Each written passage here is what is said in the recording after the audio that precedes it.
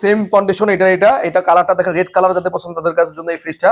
এটা হচ্ছে উপরে নরমাল, নিচে ডিপ। উপরে নরমাল, নিচে হচ্ছে ডিপ ডোর, একটা দুইটা তিনটা চারটা ডোর, এবং উপরে নরমাল, পকেট টকেট সবকিছু রেডি। মানে নতুন ফ্রিজে যা যা থাকা প্রয়োজন সবকিছু আছে। এই ফ্রিজটার দাম এটা 28000 টাকা রাখবো। এই দুইটা যে নেবেন 28000 টাকা। একটা হচ্ছে রেড কালারের মধ্যে কম্বিনেশন, একই গ্রাফিক্স। একটা হচ্ছে ব্ল্যাক কালারের মধ্যে, যাদের ব্ল্যাক পছন্দ ব্ল্যাক নেবেন, যাদের রেড পছন্দ রেড নেবেন। আচ্ছা, পাশে একটা দিকে ব্লু কালারের ভিতরে, ব্লু কালারের মধ্যে, হ্যাঁ গ্লাস ডোর। এটাও খুব সুন্দর একটা ফ্রিজ, গ্লাস ডোর ব্লু কালারের মধ্যে, নতুন মডেল। 135 ভোল্টেও চলবে এই ফ্রিজটা, কোনো ধরনের চলবে, স্টেবিলাইজার লাগবে না। এবং নিচে একটা ঝুড়ি আছে ভাই, এটা দেখানো যাবে কিনা জানি না।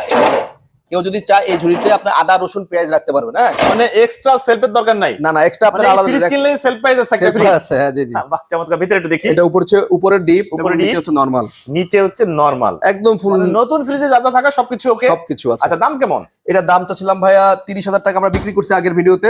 যেহেতু আমাদের শেষের দিকে চলে আসছে, এই ফ্রিজটার দাম কমায় দিচ্ছে একদম 26,000 টাকা।